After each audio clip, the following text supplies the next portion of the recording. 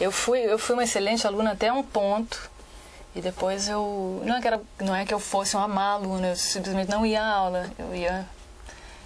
Eu ficava dormindo em casa, porque eu ia de noite ver as pessoas tocarem na noite em Porto Alegre. E voltava muito tarde, eu não conseguia ir à aula.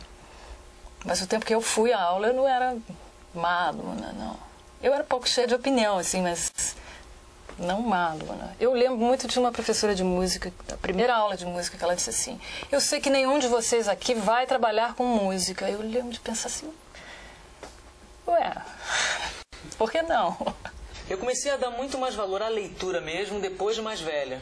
Mas por causa dessa influência toda da poesia na minha casa, por causa da minha mãe, a gente sempre soube da importância da leitura e da existência da poesia daquela maneira, né? Porque minha mãe recitava, não era qualquer coisa, ela recitava Augusto dos Anjos, né? Eram coisas, palavras que eu, por exemplo, ouvia, eu não entendia literalmente, mas eu sabia que era alguma coisa muito importante. Então, isso desde cedo eu sabia a importância disso. Então, já quando fui no colégio, nas aulas de literatura e português, eu sempre me interessei e isso sempre esteve perto de mim, até que eu comecei a escrever um pouco e sempre escondi muito o que eu escrevi. Acho que até por saber da importância do que se escreve, eu tinha muito pudor em mostrar. A minha professora de português: vocês têm que aprender português. Vocês precisam aprender português. E num coletivo assim, nem eu pensava em ser músico, escrever alguma palavra a ver, quanto mais fazer letras. Se vocês não aprenderem português, de onde sairão os poetas e os escritores do Brasil? Ela falava no coletivo, né? E a Belmira Santos, né? Uma pretinha miúda, maravilhosa, dura de roer, uma professora duríssima, né? Uma professora maravilhosa que modificou minha vida. Meu curso de ginásio foi um desastre. Oh, meu Deus, que vergonha. Se não fosse tia Luísa, que no fim do ano estudava tudo comigo, na terceira série eu perdi segunda chamada. Fiquei em segunda chamada de tudo. Então, vamos dizer, eu tinha que estudar as férias todas. Minha mãe me prendia a 1h da tarde num quarto e me tirava às 5h. Eu tinha levado 3 gibis acabam em menos de uma semana. Em Irará não tem banca de revista. A única coisa que tinha no quarto era uma pequena estante com um livro em cima e um nichozinho. O livro eu via lá, Os Sertões, Euclides da Cunha. Puxa, Nossa Senhora, eita diabo, que coisa enorme aquele livro. Mas, sem ter o que fazer, acabei pegando.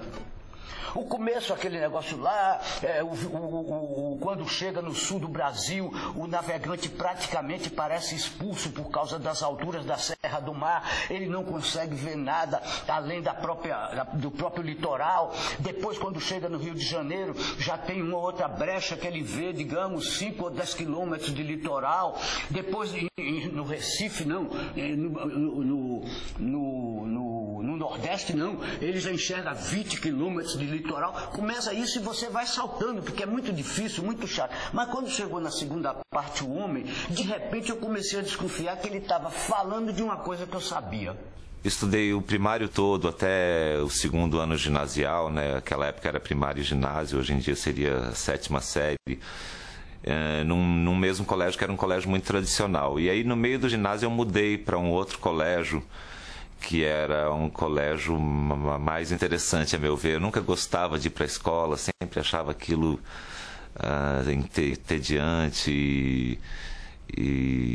entediante e não me adaptava muito bem. Enfim, fui fazendo a escola, nunca repeti de ano, era um bom aluno, enfim, mas não gostava. E passei a ter prazer quando eu mudei de escola. Eu fui para o Colégio São Domingos, que era um colégio de aplicação da PUC, lá em Perdizes. E depois do São Domingos eu fui estudar no Equipe, no colegial. E essa mudança de colégio me revelou que aprender as coisas era muito mais entender a matéria que estava sendo dada do que decorar fatos, dados, fórmulas, enfim. Eu achava que estudar era decorar as coisas e memorizar, e por isso para mim era tedioso. Não gostava daquilo e passei a adorar a escola. Quando fui para esse outro colégio, passei a pensar sobre os assuntos. Então, para mim, isso foi uma revelação, a passagem do decorar para o compreender o conteúdo, né? Fui reprovado em literatura na escola por problemas de presença, porque viajava muito e tal, e eu achei que faltou hoje eu acho isso, que faltou uma visão de quem comandava a pasta de literatura sobre a possibilidade de que eu tinha um conhecimento de outra poesia que não estava ali no livro. E que ninguém percebeu isso naquele momento, que inclusive as minhas faltas tinham a ver com essas viagens para recitar poesia. E que não que isso justifique você tirar uma nota baixa e tal, mas que eu achei que faltou uma preparação do professor para o entendimento de que eu estava mais do que envolvido em literatura, mas a poesia do meu lugar ali, da minha redondeza. E é muito importante que a gente estude esses poetas que estão no livro de literatura, é muito importante, no livro oficial de literatura, mas é muito importante que a gente perceba que a poesia tá além dali, e não está só ali, pode estar no teu amigo, no teu vizinho, sabe, pode estar dentro de você. E o entendimento sobre a poesia eu acho que tem que caminhar para isso em termos de literatura, mas isso não ajuda em nada na escola, pelo contrário. Eu estudei em colégio público, escola pública, todos nós. Na minha família, meu pai, meus pais pobres, estudamos no colégio público, formação, até Caetano começou a fazer faculdade e parou. Eu não fiz, eu parei antes de passar vestibular. Até ali, escola pública. E assim, extraordinária escola. Era uma outra escola. Um espetáculo.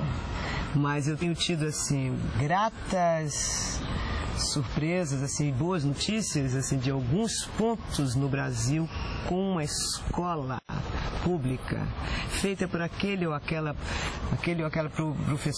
professora que vê que isso ali é o que pode mudar o mundo, o Brasil, fazer as pessoas, não é, de maneira decente, direita, como manda o figurino.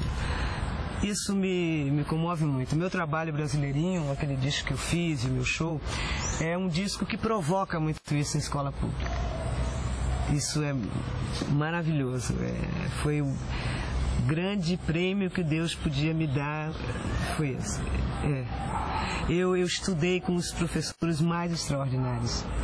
Eu estudei português, a nossa língua, mas eu não estudava só a língua, a gramática, a literatura portuguesa, não. A gente estudava tudo, até dicção fazia parte da aula de português.